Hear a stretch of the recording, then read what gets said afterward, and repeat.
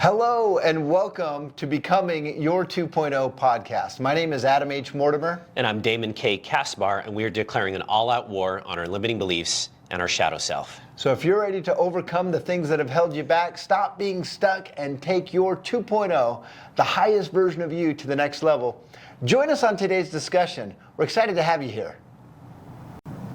One of the biggest topics that we hear about, and one of the most popular topics that we talk about, is overwhelm. And so we wanted to dive deeper into overwhelm. So we've got a huge show tonight, huge podcast tonight. Thanks for joining us. And let's talk about what is overwhelm, how do you overcome overwhelm, and how to never get overwhelmed again. Let's conquer your stress and overwhelm right here and right now. Welcome to the show. All right, awesome. I'm excited to get in this topic, Adam, because it is the hot topic right now. I mean, any conversations we're having, right? I mean, almost daily, where do you not hear overwhelmed? Yes. Or I'm stressed out, or I feel anxious or nervous, some form of that, right? So what can we share with our listeners right now, some things that we can dive into to help them to walk away from this feeling empowered, feeling like, overwhelm doesn't need to rule my life. I can overcome it. Well, let me ask you a question, Damon. Yeah. So let's define terms, right? Okay. So when you hear the term overwhelmed, or when you feel overwhelmed, how would you define that? It's like I can't even breathe. Like I got my mind running 1,000,000 miles an hour. Your mind is running 1,000,000 miles an hour? Yeah. Okay. So have you heard of the statement that the subconscious can't tell the difference between real and imagined experiences? What does that mean? It means it's always recording. Good or bad, right? There's no judgment. It's just recording whatever we're allowing it to. Okay. Let me maybe help you look at that a little bit differently. Yeah. Okay. So when we say the subconscious can't tell the difference between real and imagined experiences, a real experience, think of it like a sausage factory. Okay. And each sausage is a memory. Okay. According to the mind, there is no difference between a real experience versus a visualized experience. They're both made out of the same sausage. Interesting. Does that make sense? Okay. So what does this mean? What does this have to do with being overwhelmed? Okay, good question. So let's imagine for a moment, Damon, I want you to imagine a lemon in your mouth. Cut it, right? Cut a lemon or something sour, and just imagine that swirling in your mouth. And what happens when you typically do that? I'm getting thirsty. You get thirsty, you'll start to salivate. Mouth's getting dry. Right, or your mouth might get dry, but you start to have a physiological response. Does that make sense? Yeah. So now let's remember that, keep that in mind. That's very important for this next piece. So now you mentioned that when you're overwhelmed, your mind is going 1,000,000 miles an hour.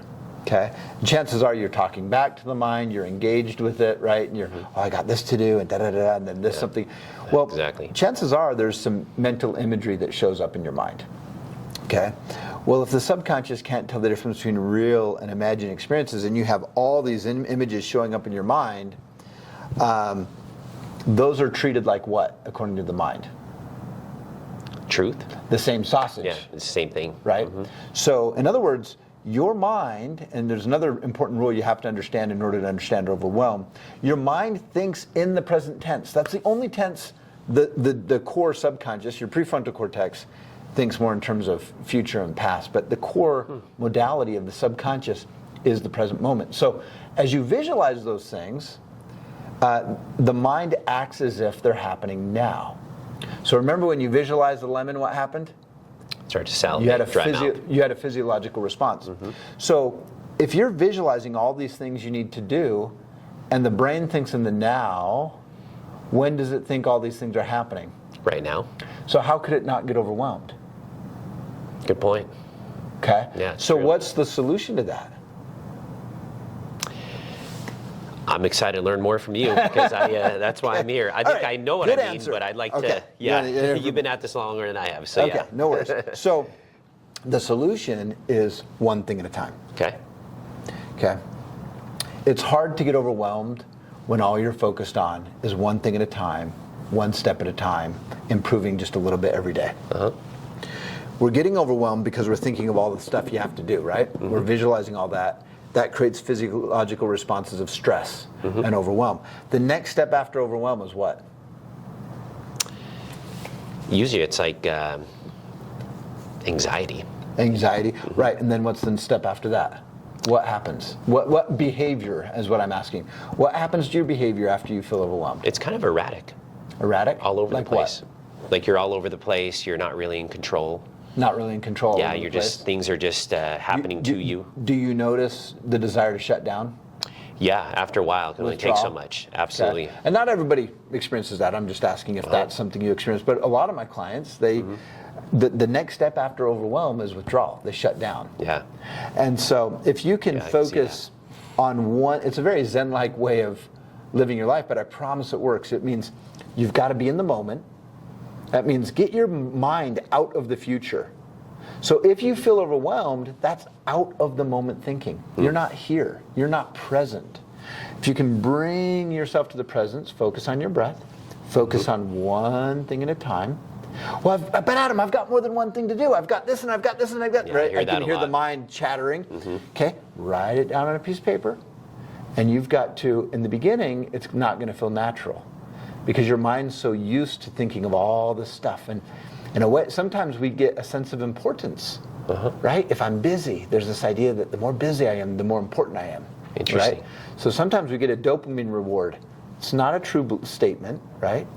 So just focus on that one thing, breathe, focus on one thing until successful, and then let the next moment take care of itself. It's actually biblical. Take no thought of tomorrow, for tomorrow will take care of itself. So if you can focus on those one task, what's that one thing I need to do today? And be in the moment, be present, fully present. Like right now, all I have to do is be in this conversation with Damon. That's it. Yeah. I don't need to be thinking about anything else except being fully present with Damon and the audience, the people that are going to listen to this. So that's all. One thing at a time, breathe, be in the moment. And as the thoughts come up, if you do have an overactive mind, learn to observe the thought, don't talk back to it, and come back to one thing at a time. Come back to breath. And I promise you, from thousands of people that I've helped through this process, you, little by little, it won't happen overnight, but little by little, you can overcome overwhelm. So my challenge for everybody would be, try this today. Just try it for one day. See if you can focus on one thing today. Your mind's going to chatter, that's okay. Just focus on the one task. Breathe. Don't talk back to the chattering voice. Breathe, be present, one thing at a time, and then go to the next. And when you condition that, you'll start to help learn how to not feel overwhelmed anymore. Yeah, and that's what you just said there. You learn how to not feel overwhelmed anymore. That's an interesting concept you bring up. I also was noticing what you said there was, if I do need to get things done, which sometimes we do, writing it down and just doing that action, does it kind of slow things down a little bit? It does. When you're just doing, you're just kind of laying it out. You're still being, I guess it is. You're getting present in that moment with writing it down, right? Yeah. Okay. Yeah, I think also it helps you get it out of the mind because sometimes we're thinking about things because we don't want to forget. And so if you can write it down, you've got your list, and then focus on the one thing. That's it. I like to make a list and then rate them on a scale from 0 to 10. 10 are my top priorities. 0 would be I don't need to do them, and really just focus on the 9s or the 10s for the day. Okay. Right? These are the most important things. And then as other things start to bump up into the 9 or 10, then I'll focus on those things. And then one thing at a time. And then one thing at a time. Yeah. And it's such a beautiful way to live life. I'll tell you, I don't know how people, especially with all the chaos going on right now and the wars and the crazy stuff happening and the AI coming and job displacements and all this stuff that's happening. Yeah. I don't know how you'd live without slow it down. Focus on your breath, one thing at a time. And I love what you said there, focus on your breath. If there's anything that our listeners can take away from this, it is breath work is absolutely crucial. Yes. Right, to calm, and also the physiological benefits from that, just by slowing the heart rate down, blood pressure and all that kind of goes down. I mean, I've seen massive changes when, like if I'm doing a list, for example, like it's just in between each task, take a breath, get present, and just kind of flip the switch with your mind to get into that mode of creation and control in a way. Yeah. I'm controlling the situation. Yeah. Well, I'm not controlling the situation, but I'm I'm just flowing with it. Yeah. Yeah, it's breathing in for 4, breathe out for 8. That'll naturally, just doing 3 of those breaths, you can try it with me right now. Breathe in for 4, out for 8.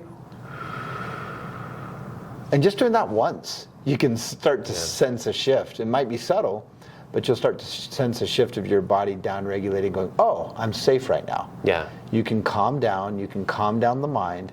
Hey, what's the one thing I need to focus on? And if the mind starts fighting you back, no, Damon, but you got a million things to do, and you don't understand, and you didn't.